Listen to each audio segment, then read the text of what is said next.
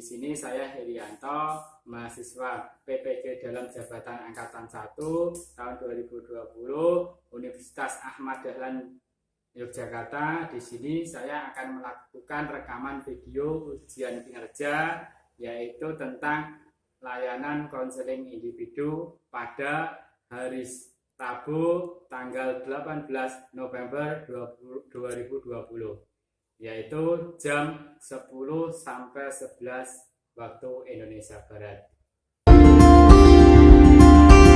Assalamualaikum Pak. Waalaikumsalam, silakan duduk. Makasih Pak. Ya, silakan.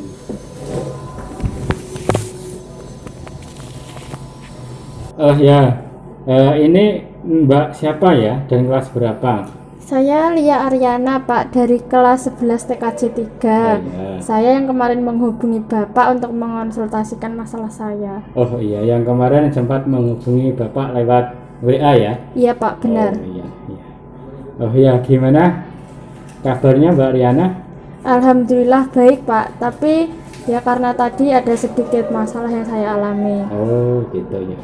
Ya, kita akan bisa selesaikan masalah Mbak Ariana dalam kegiatan konseling pada siang hari ini, gitu ya? Iya Pak. Ya, kalau boleh tahu rumahnya mana? Rumah saya Kerapia, Mbaliharjo, Sukodono Pak. Oh gitu ya. Wah, lumayan jauh ya. Berapa kilometer ya kira-kira dari sekolah dengan jarak rumahnya? Sekitar 15 km Pak. Oh gitu ya. Kalau boleh tahu, kalau ke sekolah itu bagaimana? Itu apakah nyepeda sendiri atau bonceng temannya atau diantar jemput orang tua? Saya di sini bonceng teman saya yang satu kampung Pak. Oh gitu. Oh, ada temen yang sekolah di sini satu kampung ya?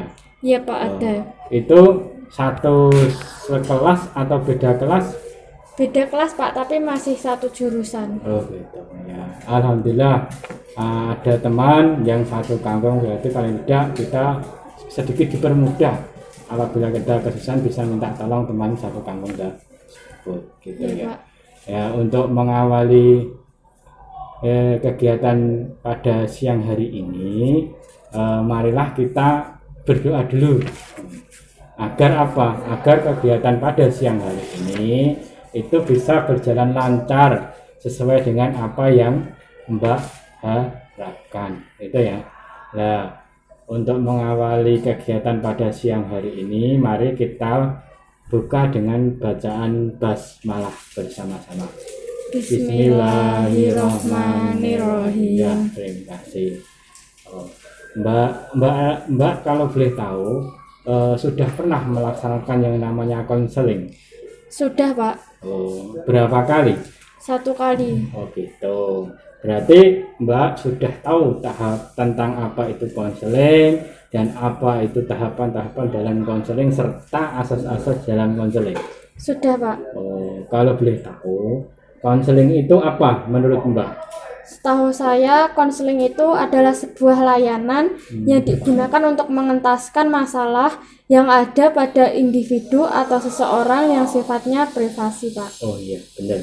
Memang konseling itu untuk mengentaskan masalah pribadi yang sifatnya adalah privasi atau rahasia.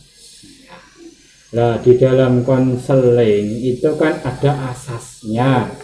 Nah, setahu Mbak itu ada berapa asas di dalam konseling?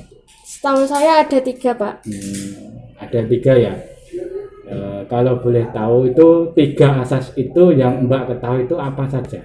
Yang pertama ada asas kerahasiaan, asas keterbukaan, dan yang terakhir ada asas kesukarelaan. Oh iya, memang benar. Ada 3 asas yang perlu kita ketahui sebelum melaksanakan yang namanya konseling. Yang pertama itu adalah asas kerahasiaan, yang kedua adalah asas kesukarelaan, yang ketiga adalah asas keterbukaan. Nah, ini Mbak, dari 3 asas itu, menurut Mbak, itu yang bisa dikatakan asas kerahasiaan itu, menurut Mbak bagaimana? Asas kerahasiaan itu menurut saya adalah asas yang sifatnya rahasia Pak, di mana masalah itu hanya bisa diketahui oleh saya dan Bapak saja atau oleh si konseling dan si konselor. Oh iya, bagus. Memang yang namanya asas kerahasiaan itu adalah cenderung sifatnya adalah rahasia atau privasi, di mana yang boleh mengetahui atau yang bisa untuk berhak mengetahui itu adalah hanya konseling dan konselor. Yang lainnya itu adalah tidak boleh karena sifatnya adalah privasi. Sedangkan untuk asas yang kedua itu adalah asas keterbukaan. Menurut Mbak Ariana, apa toh yang dimaksud dengan asas keterbukaan itu? Menurut saya, Pak, azas keterbukaan itu adalah azas di mana antara saya selaku konseling yang memiliki masalah harus bersedia terbuka dan mengungkapkan masalah yang saya hadapi tanpa ada yang ditutup-tutupi. Oh gitu ya, bagus.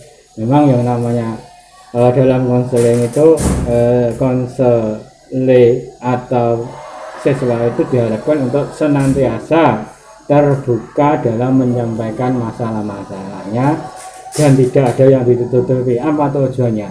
Tujuannya adalah agar masalah yang dibahas itu bisa terentaskan atau ada jalan keluarnya sesuai dengan yang diharapkan.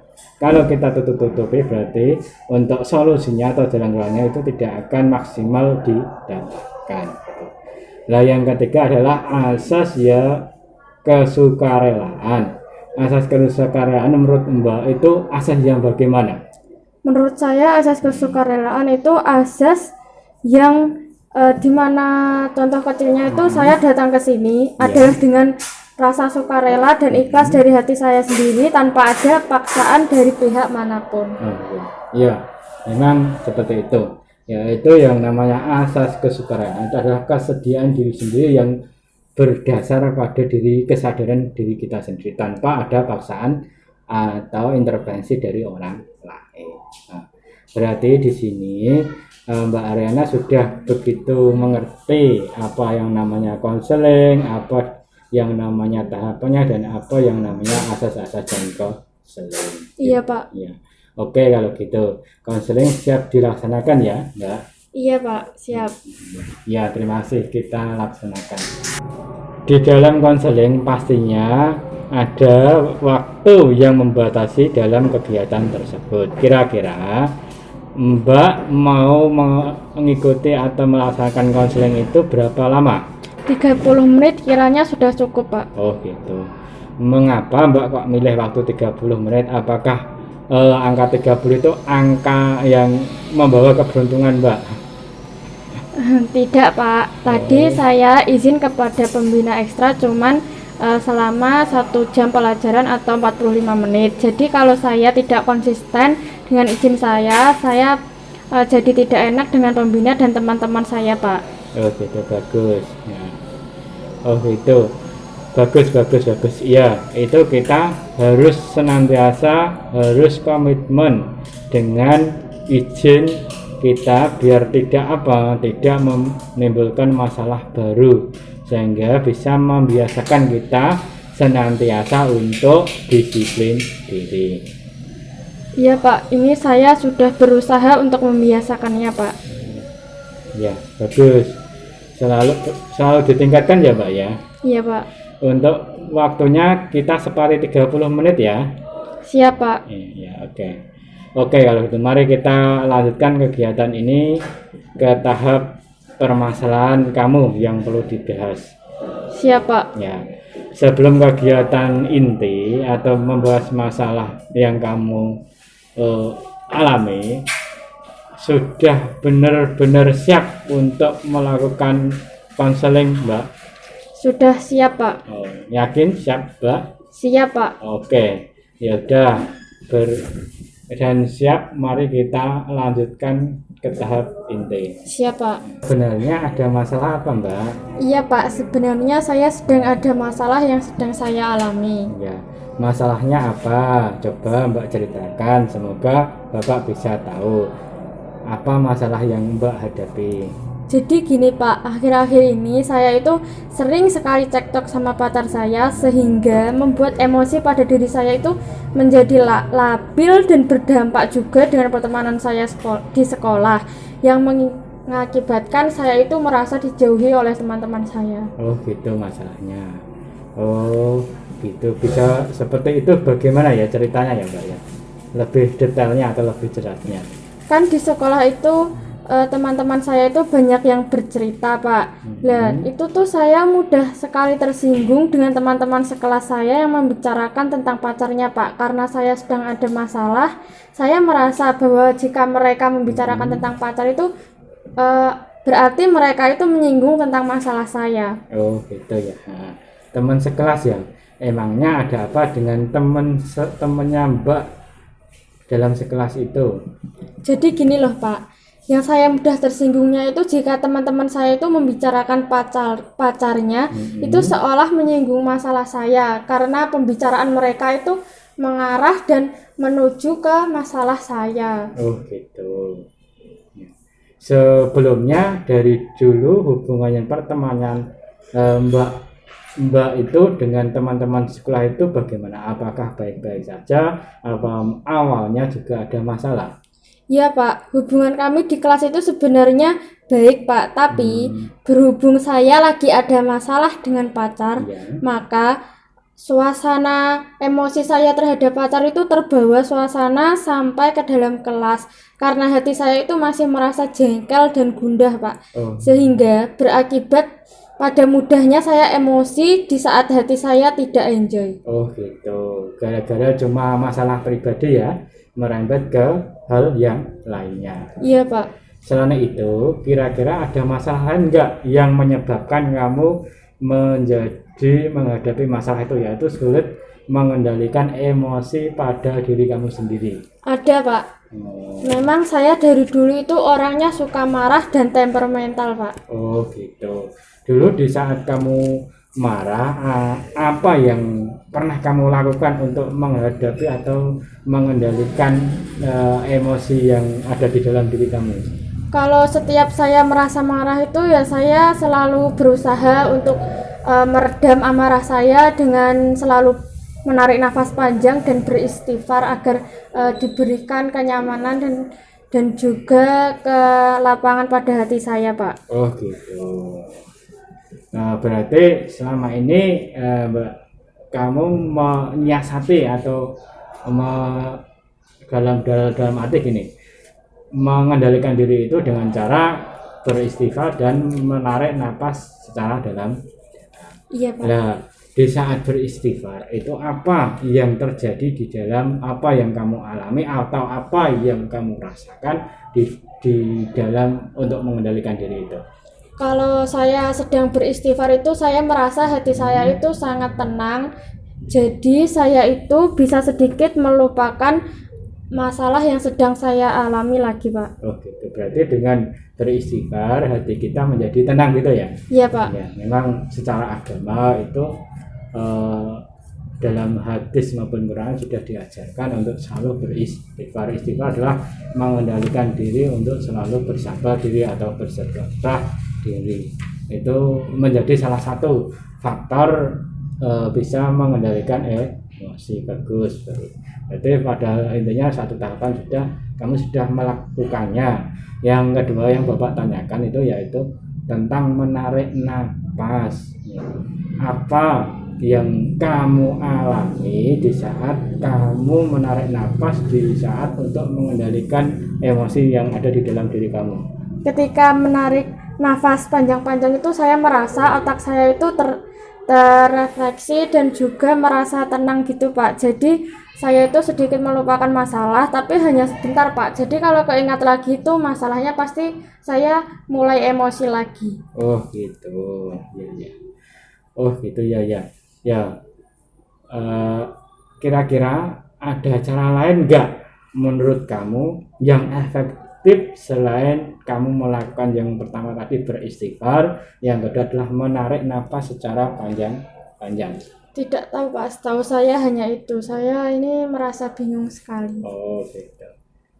Pernahkah kamu terbesit atau terpikirkan untuk berpikir melakukan atau melupakan masalahmu dengan cara memikirkan atau memusatkan pikiranmu ke hal-hal yang lebih baik atau yang lebih penting? Belum pernah, Pak. Selama ini saya sejak dulu itu kalau merasa emosi saya hanya melakukan dua cara yang tadi, yaitu menarik nafas panjang-panjang untuk merelaksasikan otak saya dan Iya. juga beristighfar untuk menenangkan hati saya. Oh gitu. Kamu kira enggak memperhatikan untuk mengakhiri dan selalu berpikir positif itu belum pernah ya? Belum Pak, tapi insya Allah akan saya coba terlebih dahulu Pak. Oke, semangat dan selalu optimis untuk mencoba.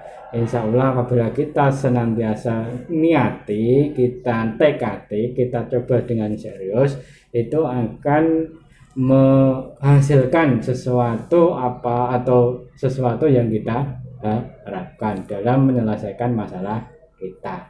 Siap Pak. Ya, dari permasalahanmu tadi, ya saya mengerti Mbak apa yang kamu rasakan.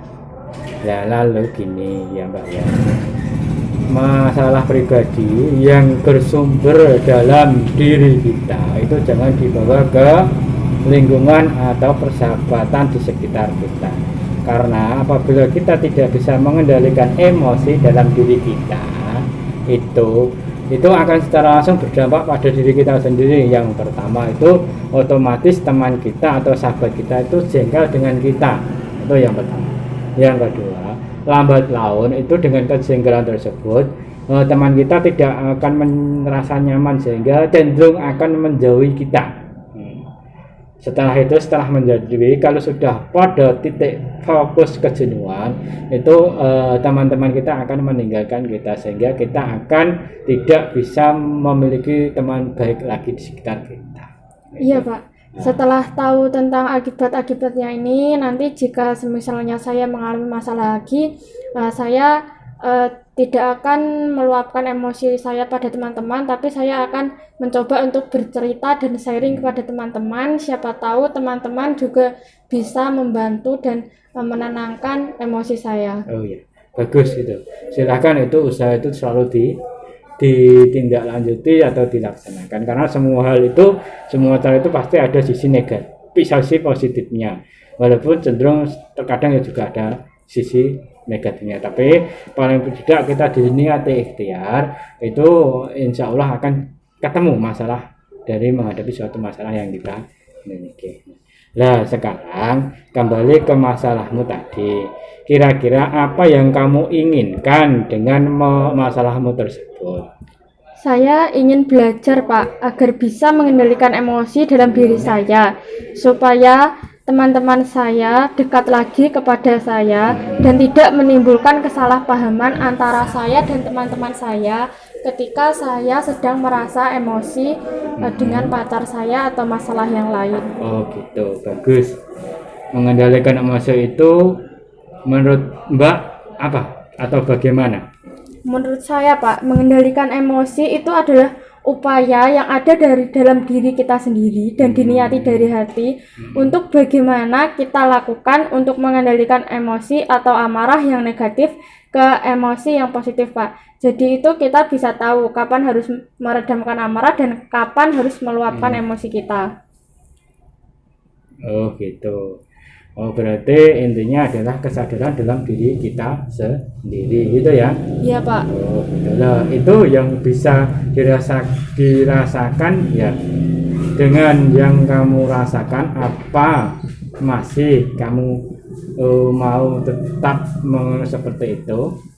Tidak Pak, ketika saya sudah mampu untuk mengendalikan emosi dan sudah tahu tentang dampak-dampak jika saya tidak mengendalikan emosi, saya akan berusaha semaksimal mungkin untuk tidak membawa emosi pribadi saya agar tidak memiliki atau tidak akan berdampak pada persahabatan atau orang di sekitar saya. Oh gitu ya, bagus ya. Ya paling tidak harus seperti itu. Nah selain itu kira-kira hal apa saja yang bisa kamu inginkan lagi selain agar teman-teman kamu tidak meninggalkan kamu? Wah, yang saya rasakan selama itu, saya tidak bisa mengendalikan emosi diri itu. Yang pertama, pikiran saya itu serba negatif, Pak. Dan teman-teman saya agak menjauhi saya, serta ada juga teman-teman saya yang meninggalkan saya. Selain yang tadi saya untuk mencoba mengendalikan diri, mungkin untuk mengatasi ini saya bisa juga untuk melakukan kegiatan-kegiatan yang positif untuk menghilangkan sedikit pikiran emosi itu dari diri saya. Oh, bagus. Nah, menurutmu apa kalau kita tidak bisa mengendalikan tadi seperti itu ya, kita akan ditinggal oleh orang-orang di sekitar kita, terutama teman-teman baik kita. Maka jalan-jalan satu keluarnya adalah kita harus bisa mengatasi masalah tersebut. Biar apa?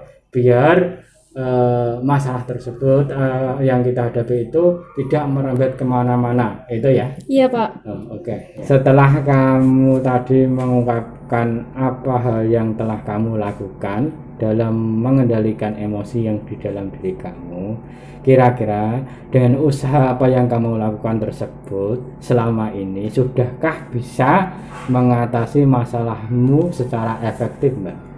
Sudah Pak, tapi saya merasa hasilnya itu belum maksimal dikarenakan mungkin karena saya baru akhir-akhir ini untuk mencobanya dan tidak dari dulu Pak. Oh, lah kenapa kok belum bisa maksimal?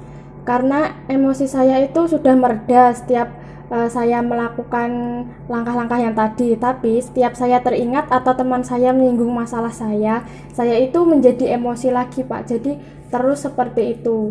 Oh gitu, berarti untuk apa yang kamu lakukan yaitu dengan cara beristighfar dan bernapas itu hanya bisa menyelesaikan masalahmu sementara. Setelah kamu teringat lagi atau terusik lagi dengan sesuatu yang bersifat apa yang namanya sensitif dalam hatimu, itu kamu akan mudah emosi lagi. Iya Pak. Oh iya. Oh gitu ya. Oh gitu. Kira-kira masih mau bertahan dengan cara seperti itu atau pengen mencoba hal yang baru lagi atau hal yang lain lagi biar masalahmu bisa teratasi secara maksimal, Mbak?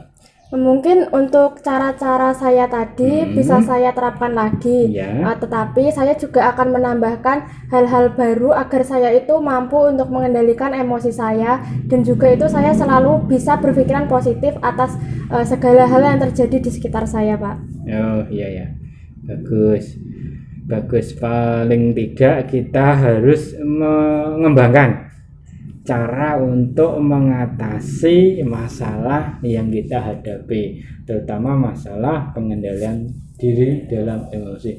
Memang pengendalian diri itu sangat terutama emosi itu sangat sensitif, karena mau nggak mau itu antara pikiran dan hati kita itu harus seimbang atau seirama.